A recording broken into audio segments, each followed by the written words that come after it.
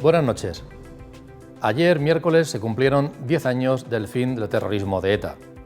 Hay 26 etarras huidos, 315 atentados sin aclarar y 200 presos en las cárceles. Dejaron un reguero de dolor en nuestro país.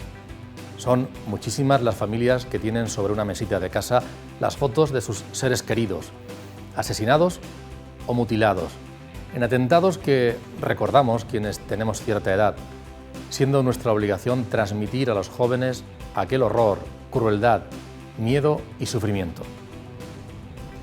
Ayer dijo Arnaldo Otegi, al que el ex vicepresidente Pablo Iglesias calificó como hombre de paz y que los suyos han seguido un recorrido ético, que apoyará los presupuestos generales del Estado a cambio de que los asesinos salgan a la calle, en donde serán recibidos con homenajes.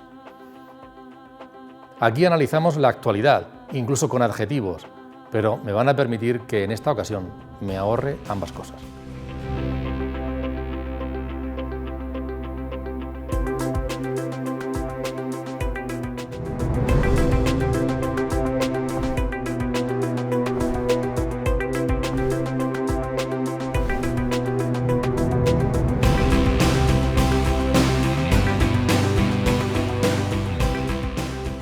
Buenas noches y bienvenidos al Debate en Popular Televisión, un programa que hoy va a tener una estructura distinta de lo habitual y va a ser así porque durante estos primeros minutos vamos a hablar con una persona que es referente a nivel económico en nuestro país, también internacional, y que ha estado en la Universidad Católica con motivo de la presentación de un endowment. Ya le explicaremos qué es eso, que es una fórmula para que aquellas personas, tanto físicas como jurídicas que quieran, puedan participar activamente, intervenir, colaborar y beneficiarse también de grandes líneas en las que trabaja esta casa, como pueden ser la social, la investigadora, la educativa o la deportiva. Hablaremos después de ello, pero insisto que con motivo de su participación en esta presentación hemos invitado a este plato a Daniel Lacalle. Él es economista jefe de Tresis y el autor de este libro que tengo delante, Libertad o Igualdad, que vaya por su 5ª edición. Daniel, bienvenido, buenas noches. Muchísimas buenas noches, muchas gracias. Es un placer compartir este rato.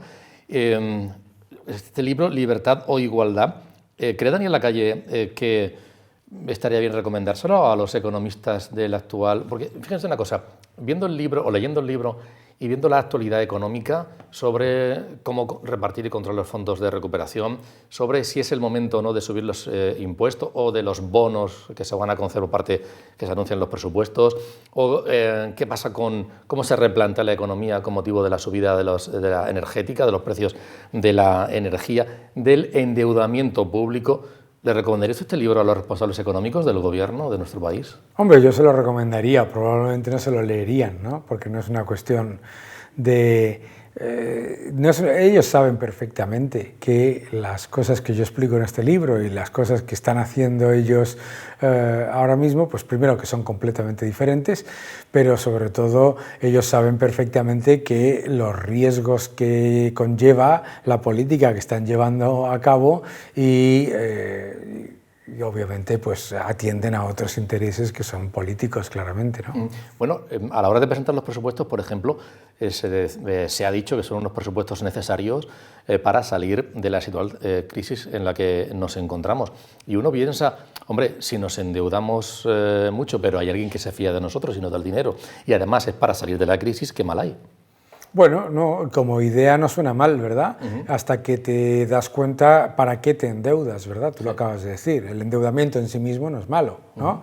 Es una herramienta como cualquier otra, pero igual que un martillo puede servir para clavar un clavo o para romperte un dedo, pues el problema es para lo que la utilizas. Entonces, los presupuestos, primero, no tiene ningún sentido, de hecho no tiene ninguna lógica que los presupuestos están basados en unas expectativas de recuperación económica absolutamente espectaculares, con crecimientos del 6,5%, etcétera, y a la vez dicen que se necesita gastar muchísimo más para salir de la crisis. No están diciendo que vamos a tener un crecimiento espectacular, pero adicionalmente es que la inmensa mayoría del aumento de gasto y del aumento de endeudamiento es gasto sin rentabilidad económica real, es gasto que fundamentalmente político, que no tiene ningún tipo de efecto estructural en cuanto a crecimiento económico. Entonces, pues esto se vende como un impulso, que en realidad no es un impulso, simplemente es despilfarro, ¿verdad?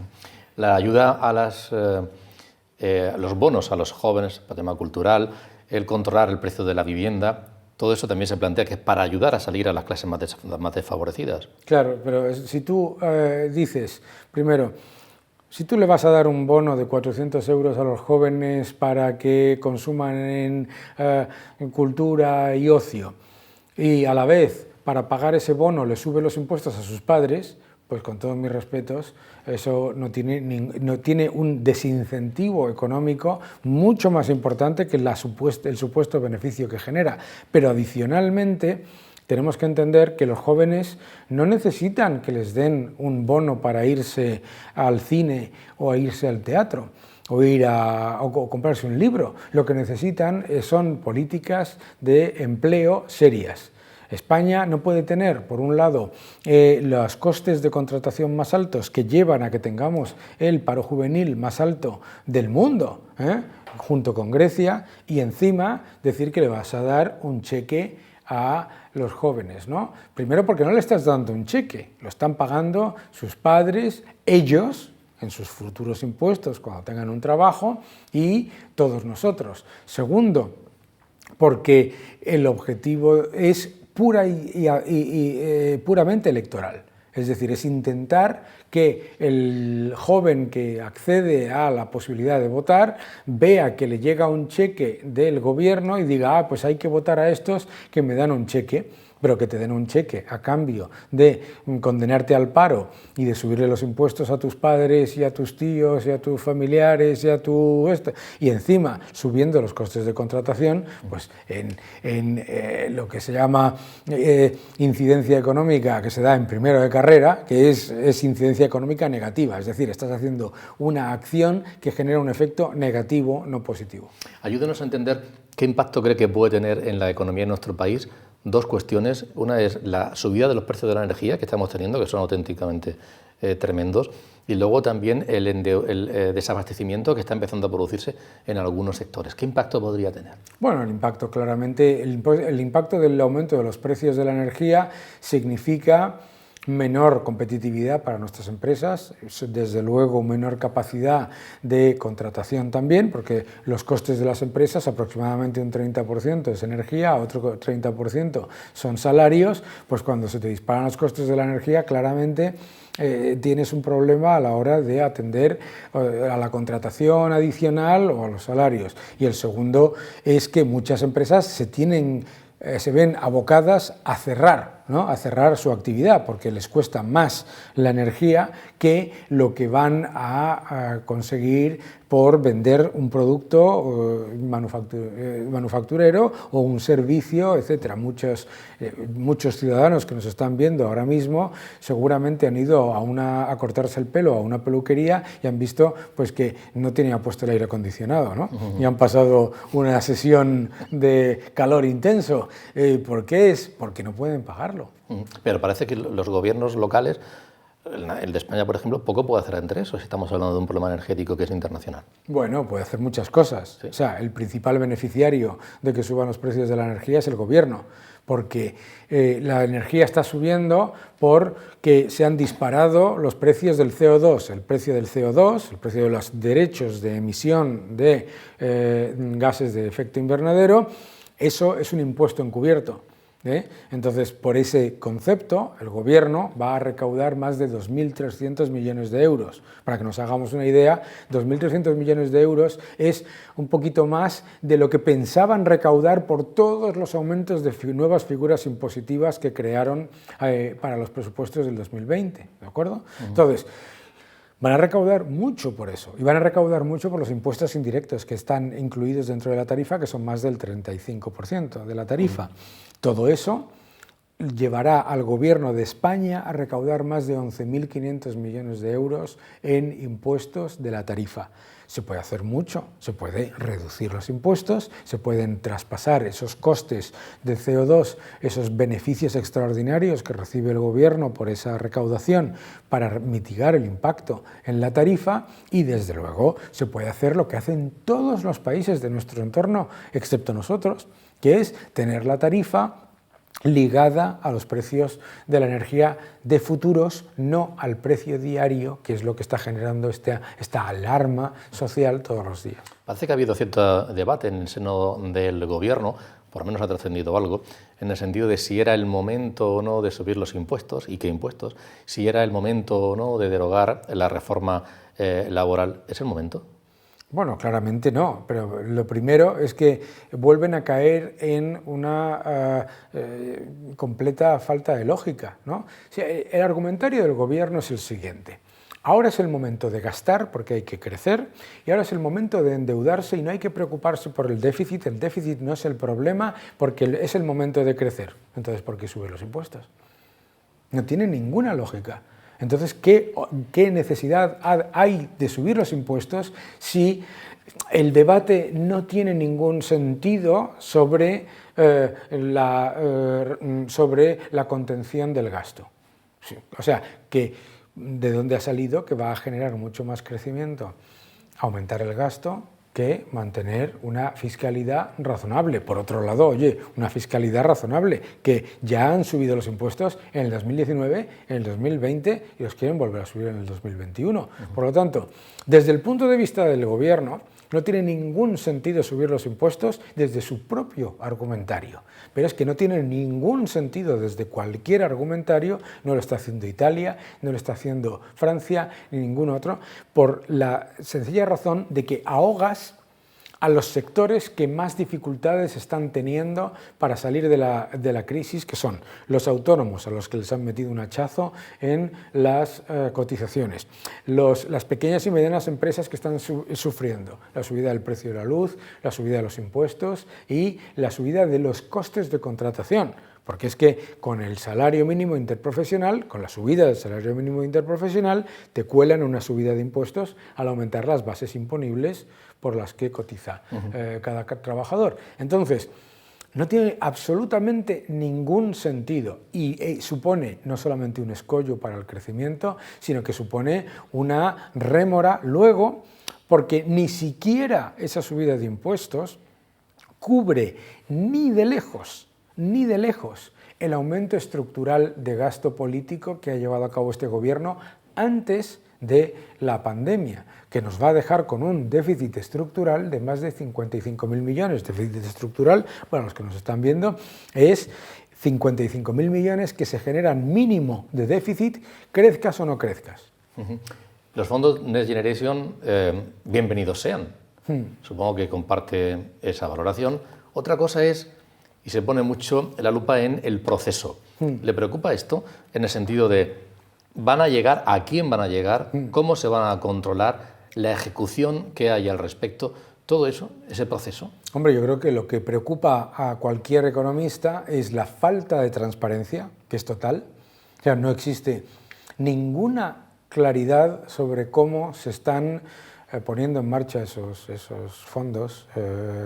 Esos fondos se están retrasando mucho, entre otras cosas, por esa falta de transparencia y por la falta de reformas que lleva a cabo el Gobierno.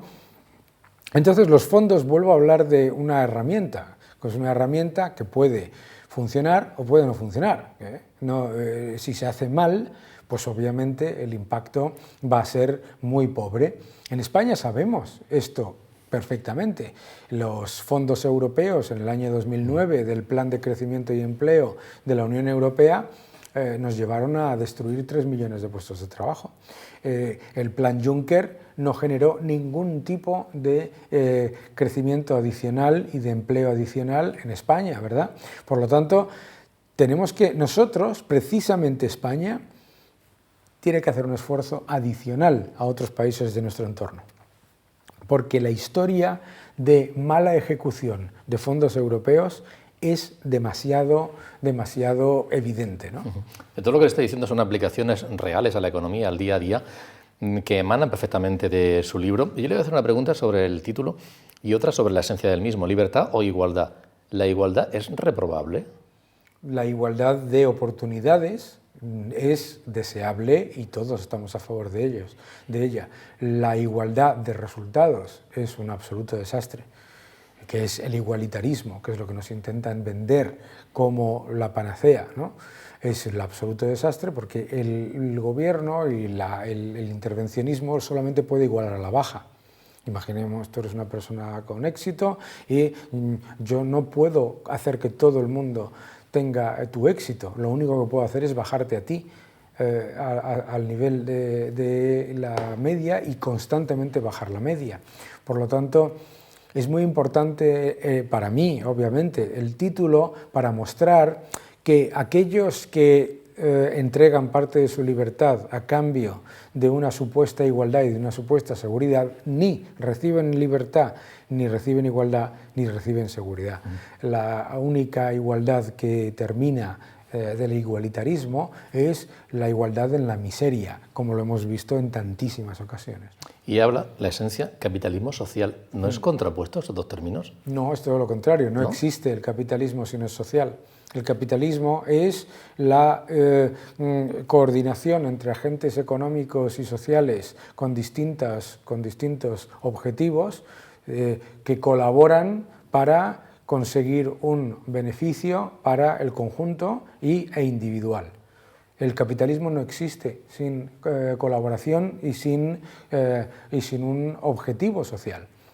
De hecho, el capitalismo es el sistema más social que hay, porque el socialismo, que es la otra opción económica, lo que genera es la igualdad en la miseria y el enriquecimiento de unos pocos, que son los líderes políticos, por adhesión política. Entonces, lo que hago precisamente en el libro es recuperar la palabra social para los defensores de la libertad, que son los que llevan a cabo realmente políticas que llevan sistemas que lo que hacen es defender lo más social que hay, que es la colaboración para conseguir que que bienes y servicios que son relativamente escasos beneficien a la mayoría. ¿Cuál es el argumento contrario? El argumento contrario es que hay gente que se puede quedar atrás. Es que el que más gente deja atrás es el socialismo. La idea de la igualdad absoluta y de la prosperidad absoluta y exactamente igual para todo el mundo es una entelequia creada por una persona que no trabajó nunca en su vida, Karl Marx. Y claro, obviamente, pues es una teoría, pero es una falacia. Y cuanto más pones como centro de la política ponerle escollos y zancadillas al progreso y al crecimiento y a la prosperidad, lo que terminas haciendo primero es desfavorecer a los más pobres y hacer muchos más pobres y encima crear todavía mayor desigualdad. No hay sociedad más desigual. No, la sociedad más desigual no es Estados Unidos o Reino Unido.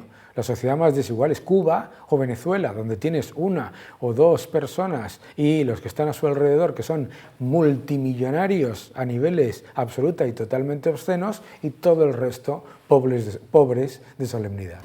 Muchas gracias. Daniel Lacalle, Libertad e Igualdad, es su libro, 5ª edición. Gracias por por haber compartido unos minutos con nosotros y trasladado sus reflexiones. Muchísimas gracias. Ha sido un placer.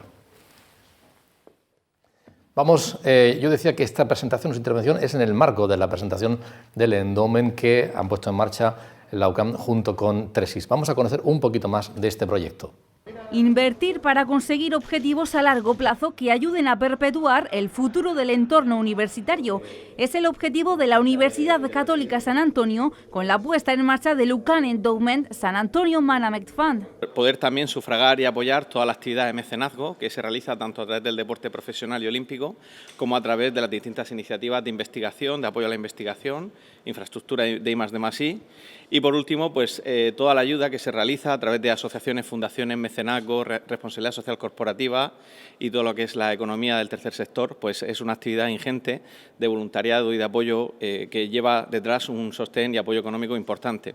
Un fondo innovador en Europa que la institución católica ha adoptado con el objetivo de conseguir una rentabilidad eficaz que repercuta en nuevos proyectos de investigación. Efectivamente, el endowment se sufraga a través de donaciones. En el caso de en Estados Unidos tiene una figura jurídica propia, en España sería una fundación sin ánimo de lucro, con una cuenta invertida a través de Tresis. Entonces, la gente de fuera de la sociedad va a poder invertir, va a poder donar a través de la página web del endowment, que hoy vamos a hacer pública. Van a estar descritos los proyectos y las líneas principales y lo vamos a querer desarrollar un poquito más. Ahora mismo tú puedes invertir y donar en un apartado, por ejemplo, becas para deportistas olímpicos, genérica, tú haces la donación a través de la web, automáticamente se le enviará por correo a la persona o a la institución jurídica un documento con ese certificado donativo que luego puede usar y aprovechar para la declaración de la renta. Es el caso de la UCAM, la sociedad de valores líder en gestión de patrimonio. Tresis será la entidad encargada de garantizar la máxima rentabilidad y proyección de futuro de esa cuenta. Y el objetivo es de largo plazo y esto es también bastante atípico en España. Quiero decir que tenemos que pensar siempre, y en España hay un déficit de ahorro y un déficit de inversión, falta cultura financiera y creemos que esto es también una manera de fomentar la cultura financiera. Ideas claras y objetivos marcados que traerán beneficios a largo plazo. Con este modelo, la Universidad Católica se convierte en una de las pioneras a nivel nacional en cuanto a la utilización de estos fondos endowment o fondos patrimoniales que tan buenos resultados han dado en otras universidades como Harvard o Stanford. Y después de hablar de economía, vamos a analizar algunos asuntos que con frecuencia aparecen, mucha frecuencia, a diario en los medios de comunicación y que difícilmente podemos tratar aquí en este plató con expertos de primer nivel. Hoy, si es posible, y es de la mano de Pablo Blesa, el vicerrector de Relaciones Internacionales de la UCAM. Pablo, bienvenido, buenas noches. Buenas noches, Antonio. Pues en efecto... Te agradezco que ese seminario de defensa y seguridad que organizas anualmente pues es un lujo, ¿no?, a la hora de contar con invitados. En primer lugar, estamos satisfechos de que es la 11ª edición. En segundo lugar, que se han inscrito 150 alumnos, muy entusiastas, y obviamente de contar con ponentes de la talla de los compañeros que tenemos hoy en este plató. Les presento. Ignacio García Sánchez. Ignacio es capitán de navío. Ha sido hasta hace muy poquito director operativo del Departamento de Seguridad Nacional, adscrito al Gabinete de Presidencia del Gobierno de España. Ignacio, bienvenido, buenas noches, es un placer. Buenas noches, Antonio. Para nosotros, para mí es un gran honor estar y compartir esta mesa con todos vosotros. Muchas gracias. Y también nos acompaña Carlos Echeverría, él es experto en Relaciones Internacionales, Defensa y Política Exterior en la UNED, Universidad Nacional de Educación a Distancia, en donde también ha sido subdirector del Instituto Universitario General Gutiérrez Mellado, de la misma UNED. Bienvenido, muchas gracias, Carlos. Muchas gracias, Antonio, un placer y un honor estar aquí. Bien, yo para empezar, hablamos de defensa y además con dos personas que se dedican a nivel académico y a nivel militar a este asunto, y Pablo también como analista. Tendemos a pensar, cada vez menos, que la defensa se basa en estar pendiente de las posibles agresiones en el ámbito de actuaciones de los ejércitos, concebidos de manera tradicional. Pero da la impresión de que cada vez eso ocurre menos, porque hay otras formas de agresiones económicas, también el tema de los atentados terroristas. ¿Deberíamos ir cambiando este concepto, profesor? Sin duda, sin duda. Estamos en un momento de cambio que se arrastra desde hace años y que no hace sino acelerarse en los últimos tiempos. Y efectivamente, aunque las guerras clásicas aún existen, enfrentamientos entre ejércitos como herramientas de los estados, estamos en una época en la que las zonas grises y los conflictos híbridos proliferan por doquier, utilizando efectivamente herramientas que van más allá o que incluyen las herramientas militares, pero también las de inteligencia, económicas, propaganda, etc. Así que vemos en algunas películas pueden ser cierto. Puede estar en un sitio escondido, sencillito a veces con un ordenador y ser capaz de tener cantidad de información que luego es utilizada de mil maneras distintas. La realidad suele superar al mundo de las películas. Sí. Sin duda, yo también estoy totalmente de acuerdo, porque lo que hay que comprender ahora mismo que hay mucho tiempo hemos tenido la defensa, las directivas de defensa nacional eran la pirámide, el documento más importante que se hacía sobre seguridad. y que firmaba el presidente de gobierno, pero desde el Ministerio de Defensa se ha atendido siempre a que la seguridad era mucho más multilateral, mucho más multidireccional, que había muchísimos otros factores que no eran puramente defensivos. Y entonces hay que entender digamos, la definición de seguridad nacional, que es realmente lo que le interesa al ciudadano, lo que protege al ciudadano, lo que protege al Estado y a la sociedad en la que vivimos. Y es que hay 3 niveles, hay 3 gradaciones. Una es garantizar. Y esa garantía está en la defensa de España, que por supuesto tiene que garantizar los elementos con más capacidades de fuerza. Y el marco constitucional, los valores. Eso hay que garantizarlo. Eso nos dice la Ley de Seguridad Nacional que hay que garantizar. Pues hay que proteger las libertades, el bienestar, digamos, el modelo de ciudadanía que nos hemos hecho. Eso hay que protegerlo porque no podemos garantizarlo. Lo tenemos muy, muy visible en la COVID, donde se nos han muerto más de 100.000 conciudadanos y que, bueno, la Seguridad Nacional debía de haber estado protegiendo ese bienestar, esa vida del ciudadano. Y después está el contribuir, que es con nuestros socios, aliados, amigos en este mundo tan globalizado, y más España, que está tremendamente globalizada, internacionalizada, lo mismo que le pasa a Europa. Europa y España no pueden olvidarse de lo que es el mundo, de lo que son, digamos, los conflictos que hay en este mundo, porque le afectan, pero inmediatamente y radicalmente. Y en eso tenemos que contribuir. Eso nos hemos dado cuenta mucho la defensa y en eso por eso lo que dices, Antonio, de que la defensa no es puramente militar, sino que tiene que contribuir todos los sectores de la seguridad nacional. ¿Cuántas cosas seguramente ocurren? ¿Cuántas amenazas hay de lo que los ciudadanos no somos conscientes? Bueno, en primer lugar, que la guerra ya no es lo que era, abundando sobre lo que ha dicho Carlos y también Ignacio. Desde la Segunda Guerra Mundial no había amenaza de un conflicto entre grandes potencias. Esto, como percibimos todos en el ambiente, está cambiando a pasos agigantados por el encontronazo que hoy es económico entre China y Estados Unidos, y también las tensiones en Europa entre los países europeos y Rusia, y entre Estados Unidos y Rusia.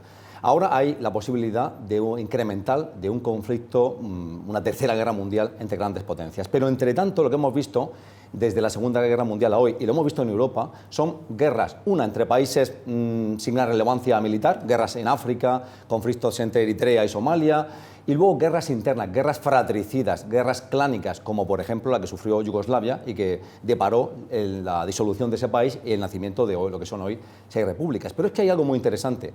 Mientras que los países potentes, grandes, importantes, América, China, Estados Unidos, Francia también, ¿por qué no hay Gran Bretaña?, no se deciden a una guerra abierta, ha nacido ese concepto de lo que se llama War Below the Threshold Open Conflict. Es guerra de baja intensidad, algo que sucede por debajo del conflicto militar, pero que es la ciberguerra, los ciberataques, las sanciones y la guerra híbrida. Guerra híbrida, la toma de Crimea por parte de Rusia, es una operación de guerra híbrida. Ahí no aparece el ejército ruso, aparecen unos señores con unos pasamontañas. La ciberguerra es abierta, la vemos por doquier, cómo se la practican unos contra otros y cómo las capacidades para esos ciberataques crecen exponencialmente. Y que no irse muy lejos. Hablábamos, por ejemplo, hace poquito que en Cataluña, si había o no intervención de Rusia, estaba interesado en que hubiera... Esa es la guerra de la comunicación. Eso, ya no hablamos de atacar mediante virus o mediante hackeos lo que son nodos sensibles de un Estado. Por ejemplo, la penetración que hubo en la NASA y en el Pentágono de la inteligencia rusa. Hablamos también de lo que es una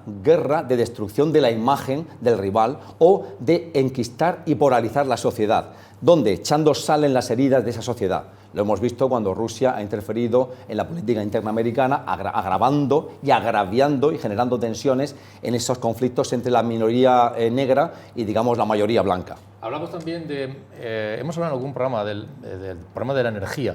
Es algo que en defensa se trata mucho. Quien controla la energía está controlando el poder económico y seguramente la seguridad de otros países.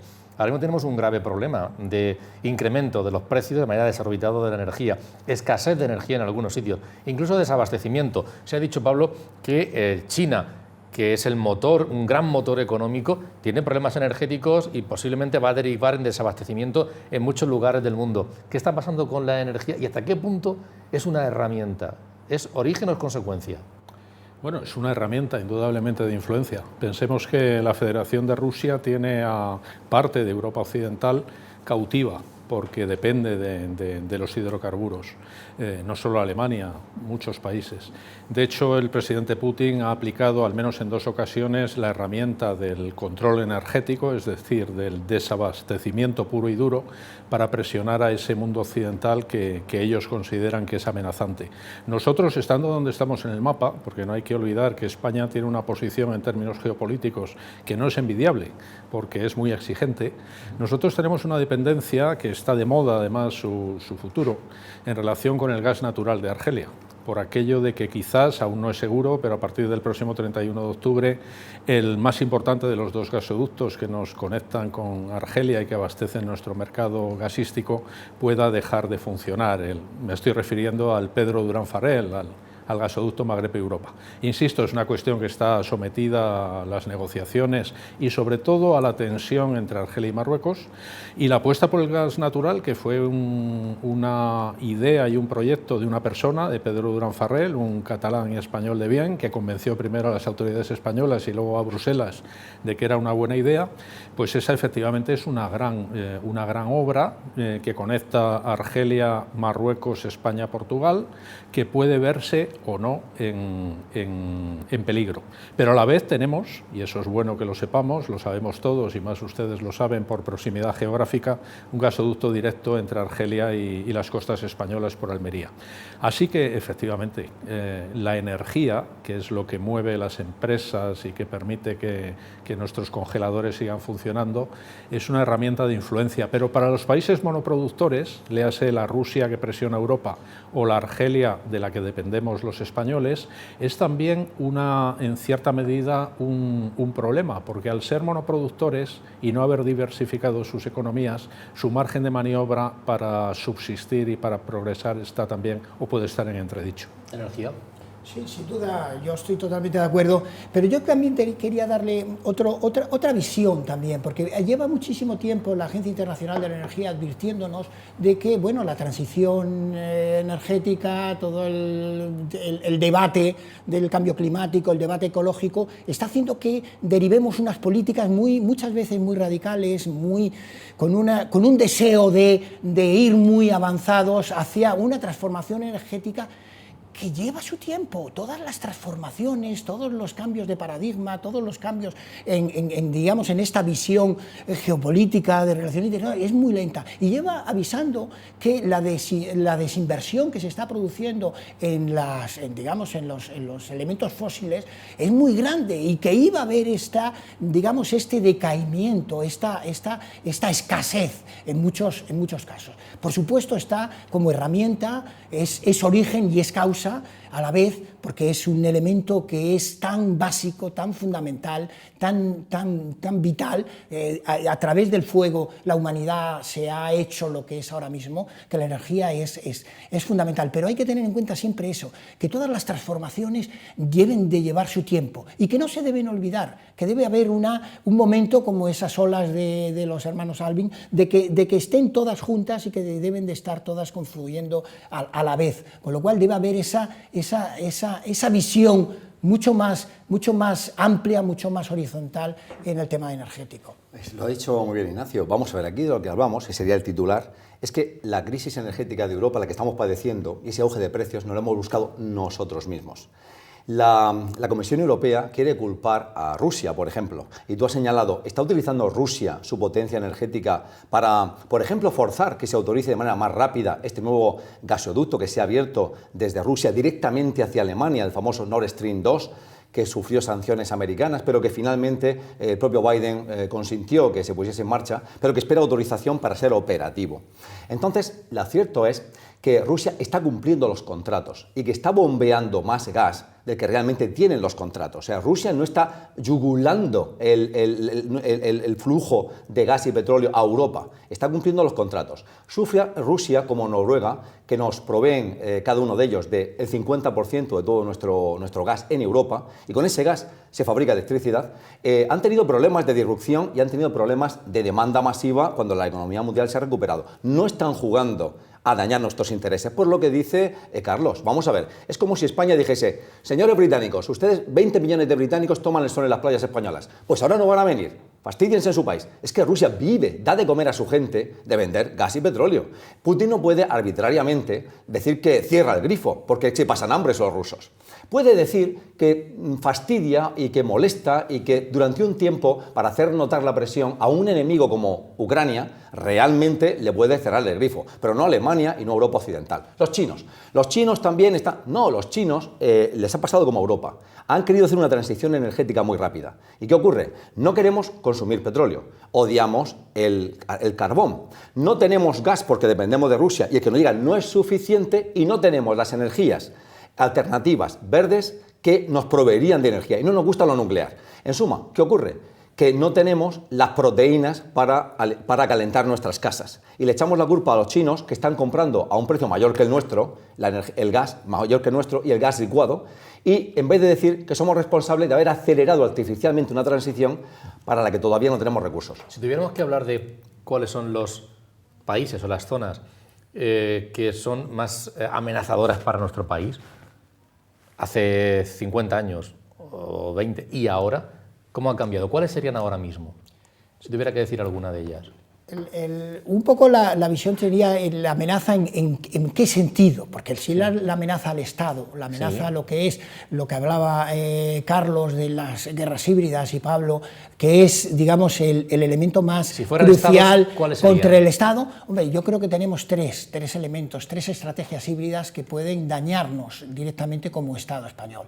Uno es, por supuesto, Ceuta y Melilla. Ceuta y Melilla son dos elementos donde Marruecos utiliza el concepto de amenaza híbrida, donde juega y donde cada vez más, a través de la información, a través de la comunicación, a través de, bueno, de los movimientos sociales, está, digamos, poniendo cada vez más contra las puertas una situación que es España.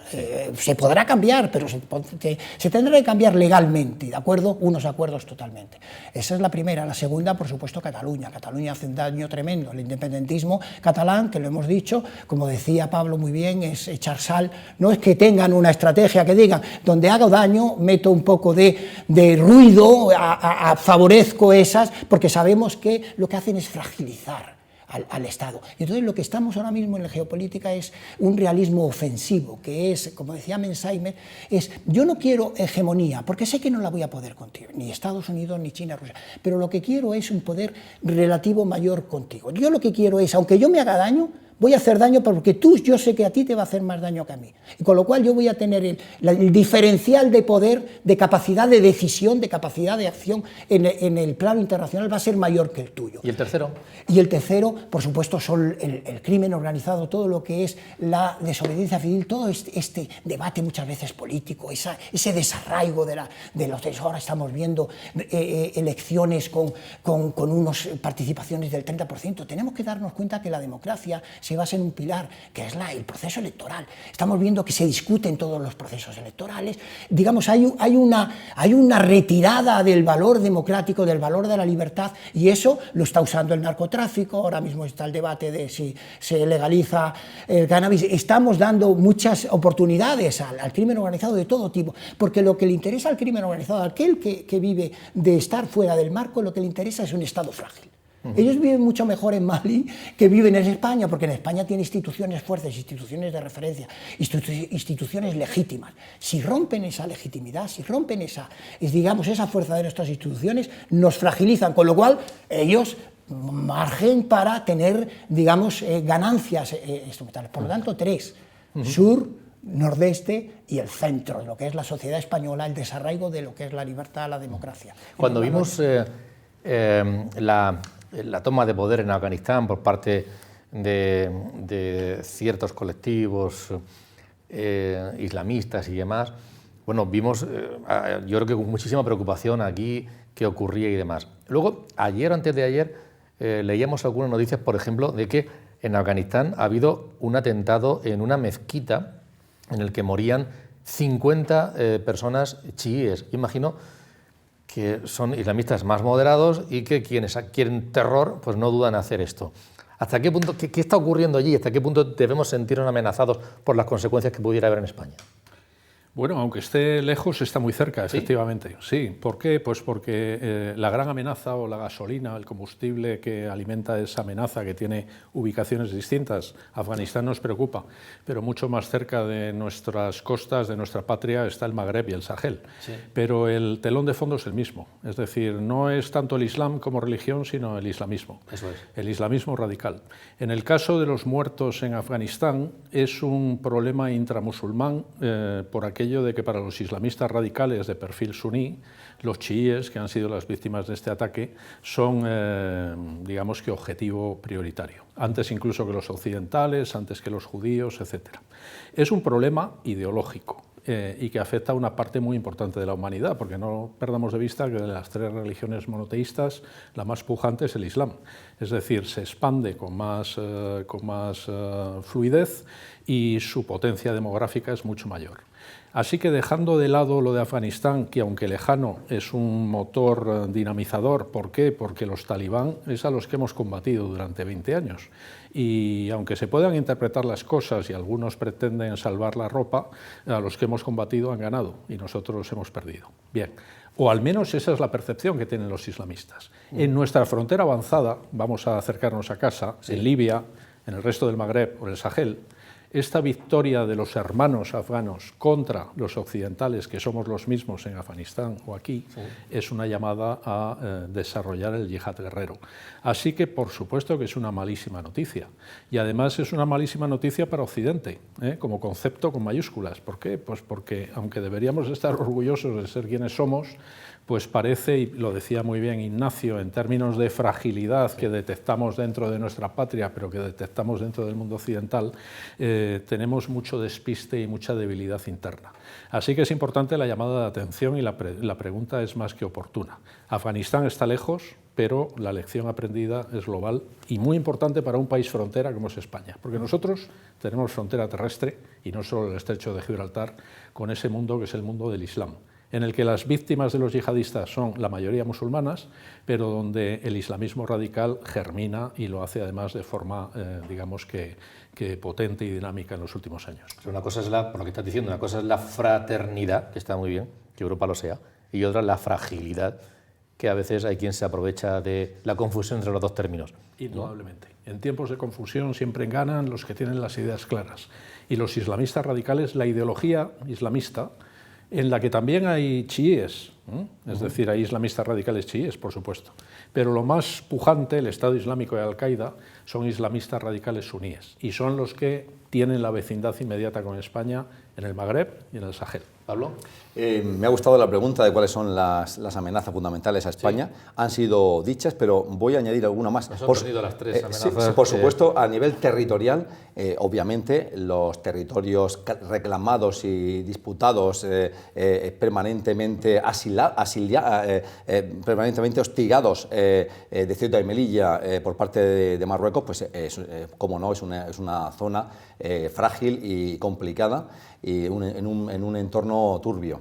También hay que señalar que para España, y esto lo señalo como tanto una oportunidad como lo que es una fragilidad de nuestro país a nivel territorial, es Gibraltar. Ahora, con el Brexit, se nos abre una oportunidad de una cosoberanía con el Reino Unido. Vamos a ver si eso es factible y si la diplomacia española y europea son capaces de conducir a Reino Unido a esa cosoberanía tan deseada por España, que la bandera británica y la española, ambas de manera flamante, pendan allí en el peñón. Claro, los hackers, los cibercriminales, sean consentidos por los estados que los acogen, sean patrocinados por los estados como escuadrones y unidades y divisiones de sus ejércitos, o sean conectados con la criminalidad organizada, son una amenaza extraordinaria. Y como no, y acaba de señalarlo Carlos, nosotros hemos sido golpeados brutalmente en 2 ocasiones, fundamentalmente en 2, en 2004 por Al-Qaeda, porque sabemos que esos yihadistas radicales, ese islamismo radical, reclama el territorio de Al-Ándalus, es decir, reclama la península ibérica como parte integral de su califato. Fuimos golpeados brutalmente en 2004, en el atentado más sangriento en la historia de Europa, 200 muertos, y luego hemos sido golpeados en 2016 por elementos inspirados en el Estado Islámico en las Ramblas de Barcelona. Con lo cual, aunque ahora parece, y ayer celebramos el final de un terrorismo horroroso, el de ETA, un terrorismo intraestatal, y parece que la amenaza terrorista se ha diluido, como está señalando Carlos, estamos en un momento de preparación de un auge más que probable de esa amenaza contra España. Ignacio, como decía, hasta hace muy poquito ha sido director operativo del Departamento de Seguridad Nacional del Gobierno de España. Yo no sé, le voy a preguntar por dos zonas, ¿qué papel, muy brevemente, porque pues, daría para las conferencias, pero qué papel debería jugar España, que sé que va a hablar de eso, en el Asia y el Pacífico y respecto de Latinoamérica? Sí, son dos regiones, una por el vínculo que tenemos cultural, que es fundamental. Somos hermanados y es una necesidad vital estar con Latinoamérica, estar con ellos, vivir con ellos, introducir a ellos en todo el esfuerzo de la Unión Europea, toda la capacidad de la modernidad, de las ideas. Hace poco en México se hablaba de una Unión Europea trasladada hacia las Américas.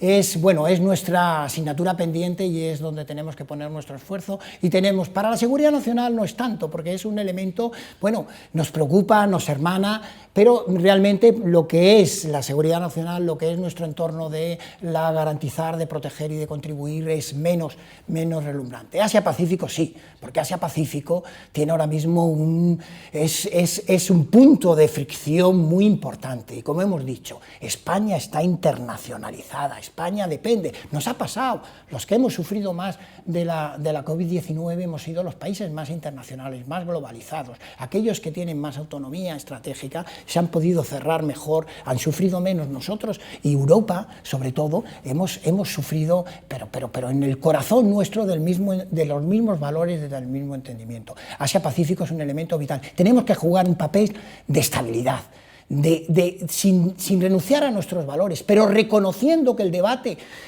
siempre es posible. No tenemos la razón. Después del crack financiero de 2008, que hemos visto las debilidades, ese pilar fundamental, ese fin de la historia de Fukuyama, que nos creíamos que podíamos crear un mundo a nuestra imagen y semejanza, tenía muchas debilidades, tenía muchas sombras, tenía muchos elementos que no eran lo que realmente nosotros estábamos explicando, con lo cual el debate es bueno. Nosotros tenemos de lanzar un mensaje en ese entorno de fricción, con 4 grandes poderes geopolíticos, India, China, Rusia, Estados Unidos. La Unión Europea tiene que dar un mensaje de estabilidad, de globalidad, de multilateralidad, de libertad de valores. Lo que pasa es que me viene a la cabeza una cuestión, pues estaba diciendo que uno de los grandes peligros puede ser, lo decían los dos, la fragilidad que empieza por el complejo y demás. Entonces yo me acuerdo del 12 de octubre, el Día de la Hispanidad, donde empezamos,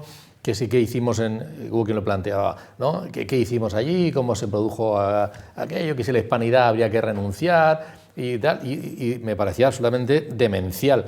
Cuando, por ejemplo, hablamos de una herramienta, no diría de guerra, pero una herramienta cultural y educativa como es el propio español. Yo tenía ahí datos de que lo hablan 493 millones de personas y 600 millones además, esos nativos, 600 millones lo conocen. Es un patrimonio que si queremos ahí taparlo, ocultarlo, pues empezamos, evidencia que tenemos un problema. Tiene que ser todo lo contrario, ponerlo en valor, ¿no? Totalmente de acuerdo, totalmente de acuerdo. Lo que pasa es que debemos de aprender un poco de la visión sajona.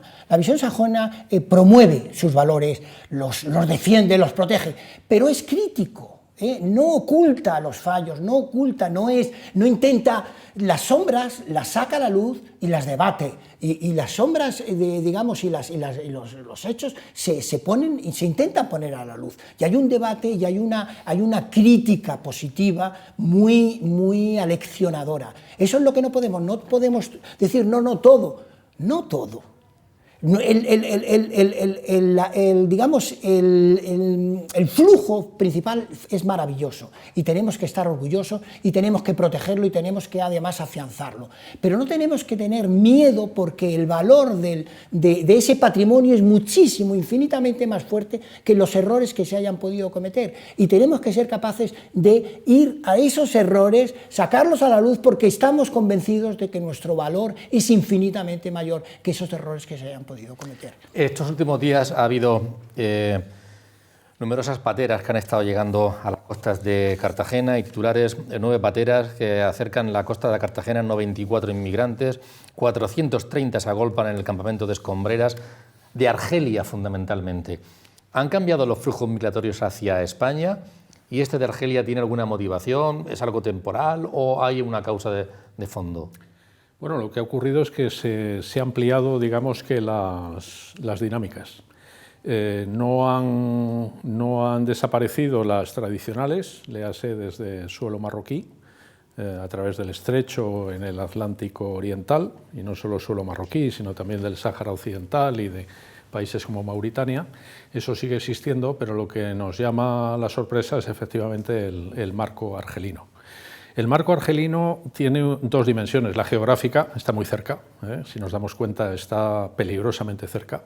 Las embarcaciones con las que se empezaron a desplazar los argelinos que querían abandonar su país eran embarcaciones más sofisticadas que las tradicionales pateras o los tradicionales cayucos. ¿Qué es lo que ocurre? Bueno, Argelia es un país que está atravesando dificultades internas importantes. Es un país que crece a 1 millón de habitantes al año. Es decir, que con esas dificultades y con ese vigor demográfico, con esa proximidad geográfica, más pronto que tarde tenía que ocurrir lo que está ocurriendo. Fíjense además que en Argelia, que es un país, un régimen muy orgulloso por nacionalista, las penas para aquellos que intentan la aventura, los jarragas, los que se van del país ilegalmente para entrar ilegalmente en otro, que es lo que están haciendo en España, las penas de prisión son de más de 4 años, pero no disuade a una población que quiere irse. Es, por tanto, un frente nuevo que se añade a los otros. Los otros no lo olvidemos. Hemos hablado de Ceuta y de Melilla. Yo, además, como soy director del Observatorio de Ceuta y de Melilla, agradezco mucho a Ignacio que haya evocado esa cuestión. Esa es la frontera, y no solo esa, que es la frontera terrestre entre Marruecos y España y entre Marruecos y la Unión Europea, sino toda esa frontera sur, es decir, también la frontera marítima entre Argelia y España, es la frontera económica más dramática del mundo. Así que tenemos un diferencial de desarrollo brutal en el sur, por debajo de los mínimos, y en el norte, España y el resto de la Unión Europea, creando un polo de atracción. Además, el sur está fragmentado, está viviendo tiempos de confusión, de enfrentamiento. No olvidemos que incluso entre estados, ahí no se ha pasado de moda la tensión entre estados. Argelia y Marruecos se llevan muy mal, su frontera terrestre está cerrada desde 1994, y todo ello unido, es decir, el desafío en términos de imagen, económico, la proximidad geográfica, es al final fácil y es una invitación a dar el salto. Y estamos encontrándonos efectivamente con cifras que en algunos días han superado el 1 millar de argelinos irregulares que han llegado a nuestras costas. Así que efectivamente la frontera, que es ante todo y sobre todo española, pero también de la Unión Europea, es una frontera que tenemos que tomarnos muy en serio. Y no es una frontera que se resuelva, digamos que con cooperación al desarrollo y con buenas palabras. Para terminar, hemos hablado de amenazas respecto de nuestro país, potenciales y demás. Claro, convendría preguntarse, bueno, ¿y cómo estamos para afrontarlas? ¿Tenemos capacidad? ¿Estamos preparados? ¿Hay recursos suficientes? Me gustaría terminar brevemente con esa opinión de los 3 invitados. Es decir, ¿tenemos recursos y capacidad para trabajar, para estar tranquilos los ciudadanos respecto de esas amenazas? ¿Y quién debería implicarse en ellas? ¿Se lo dejamos a los militares? ¿Implicamos al CSIC? ¿Deben hacerlo los propios ciudadanos, fuerzas? ¿Quién? ¿Cómo estamos y quién debe implicarse en ella?